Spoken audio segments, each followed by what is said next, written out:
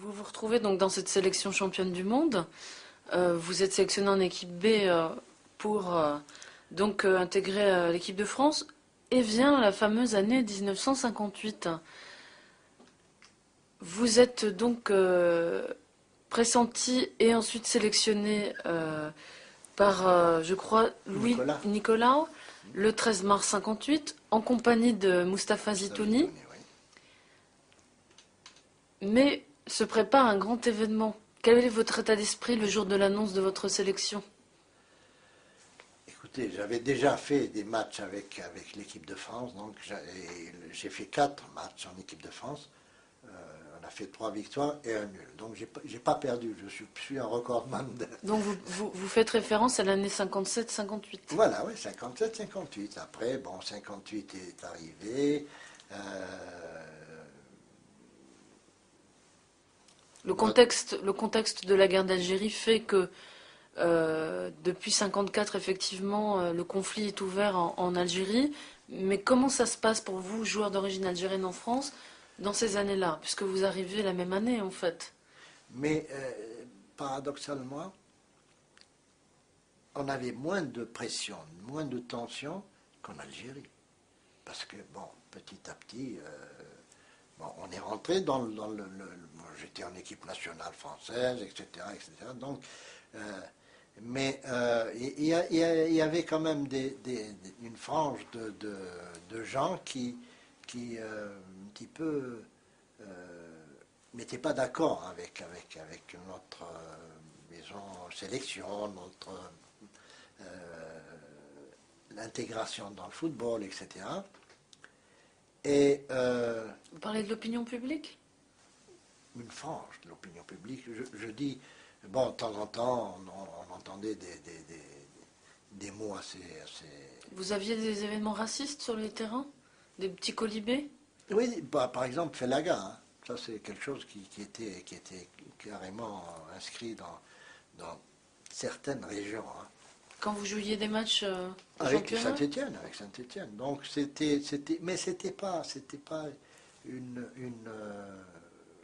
violence assez généralisée. C'était ciblé. C'était tel pied noir qui rentrait d'Algérie en France. Non, le avril 58, les gens, les Français, ont été étonnés. Vous faites référence au 14 avril, 14 avril. quand vous êtes parti pour Quand on est Tunis. parti, bon, il y a des joueurs de football algériens qui sont au top niveau, qui sont dans... Et puis ces gens-là tombent d'un coup comme ça, ils partent. Justement, vous êtes approché donc pour participer au départ des 9, d'abord des 9 joueurs, Des 10. des 10 pardon, qui partent donc rejoindre le Maquis à Tunis pour constituer la grande équipe de football du FLN. Vous êtes contacté par qui et à quelle période pour préparer cet événement? D'abord pour revenir en arrière Oui. et expliquer pourquoi il y a eu cette action. En général, à cette époque, très rare les gens qui savaient qu'il y avait une guerre d'Algérie. Il n'y avait que les familles qui avaient un enfant militaire là-bas qui savaient, parce qu'on était blackout total, hein, la presse, etc. Donc c'était, même nous, à part quelques informations qu'on recevait, tout ça, on était un petit peu déconnectés par rapport à... Et cette action, et c'est le FLN qui fait cette action en 1958. Ça veut dire qu'il était en avance sur ces publicitaires qui en ce moment sont en train de faire, etc. Finalement, c'est un type de publicité et de réaction, parce que quand on réfléchit bien, cette action, le FLN a fait cette action avec 10 joueurs. Donc ils ne savaient même pas qu'on jouait à 11. Donc c'était beaucoup plus une action politique pour dire au peuple français, réveillez-vous, il y a une guerre qui est en train de se dérouler, il y a 4 ans, etc.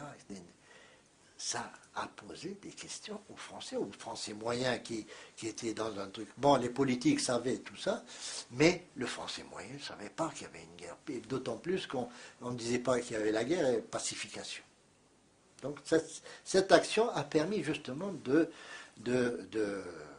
réveiller un peu le peuple français, la masse française, et ce qui a fait que, entre autres, l'année 58, je crois que c'était en mai peut-être, la 4e République est tombée. Pas oublier ça, parce que finalement on a tendance à dire, bon, c'est des footballeurs et puis c'est tout. Mais la 4e République est tombée et De Gaulle est venu au pouvoir. Donc il y a quelque chose qui... Et cette action, elle nous a permis de faire ce coup médiatique et en même temps, parce que quand on est arrivé à Tunis, les gens de Tunis n'étaient pas au courant. Hein. C'était la crainte de nous retrouver. Bon, moi, j'étais militaire, j'étais déserteur, etc. J'avais plus de peur que les autres. Les autres pouvaient revenir, ils n'avaient pas fait de faute, quoi. Et donc, les gens du FLN à Tunis n'étaient pas au courant.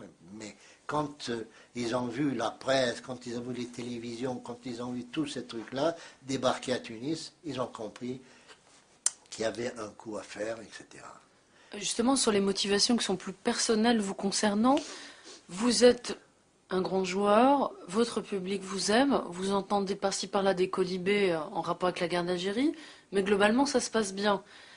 Vous, vous avez une situation financière confortable, vous êtes bien. Néanmoins, on vous sollicite pour ce coup médiatique. Vous êtes jeune, vous avez une carrière en équipe de France qui vous attend, peut-être une première participation en Coupe du Monde. Quel est le processus pour pouvoir partir ce fameux 14 avril? Quel est le processus dans votre tête? Qu'est-ce qui vous fait basculer justement dans la guerre d'Algérie, vous-même? Vous savez, il y a une grande chose en ce qui concerne l'Afrique et l'Algérie. L'aîné a toujours raison. L'aîné, quand il vous dit quelque chose, il faut toujours l'écouter. Alors le FLN, il ne savait pas, avec moi, il ne savait pas, j'étais militaire, etc. Donc, il ne savait pas qui allait me contacter, tout ça. Et ils avaient peut-être peur, ils avaient faim, tout ça. Ils ont envoyé un gars de Sétif, c'est Haribi. Et c'était mon idole, quand j'étais à Sétif, c'était mon idole. Je le regardais quand il venait en vacances de France, etc. Il est venu avec Kermali, comme son adjoint Kermali. Et la veille d'un match, il me dit, écoute, demain, on s'en va. Vers quelle époque? Avril. Avril? Avril, oui, tout de suite. Ça sent, la veille, c'était le 12 avril, le match Saint-Étienne-Béziers, et puis il est venu. Bon, je dis, écoute, si je pars maintenant, ils vont savoir où il est passé, etc. Laisse-moi faire le match, et après le match, on s'en va. Vous n'avez pas hésité? Non, pas du tout. Je dis, alors, pas une seconde.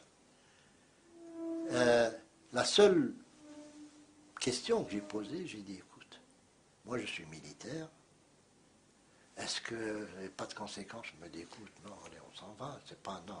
Vous faisiez votre service militaire au bataillon de oui, Joinville, bataillon de Joinville, qui était etc. donc un bataillon réservé aux Aux sportifs. sportifs. Donc, à partir du moment où j'ai dépassé les frontières, j'étais déserteur. Hein.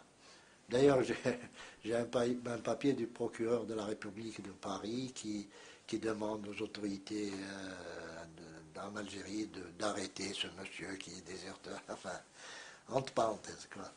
Donc, ce Kermali et Haribi me disent demain on s'en va, etc. Bon, malheureusement, je fais le match et je suis blessé. À la tête, un truc, etc. Les médecins. Jolo qui vous blesse à la tête, Voilà, hein? Joléa, Vous êtes... Joléa, pas Jolo. Oui, pardon. Donc, les médecins, non, il vaut mieux hospitaliser parce qu'on ne sait jamais, la nuit, etc. Ils étaient emmerdés, les deux. Ils ne savaient pas quoi faire. Bon, je suis allé à l'hôpital Et puis le lendemain matin, ils viennent comme deux petits lascars, comme ça, allez Rachid, on s'en va, nous donner un manteau, etc. Et on est parti. On est parti pour ne plus revenir.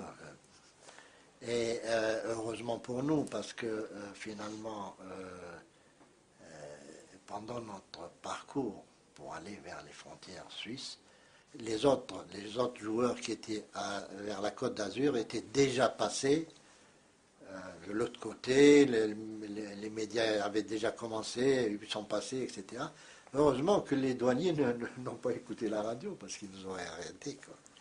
Et là, on est passé en Suisse, et après l'Italie et en Tunisie.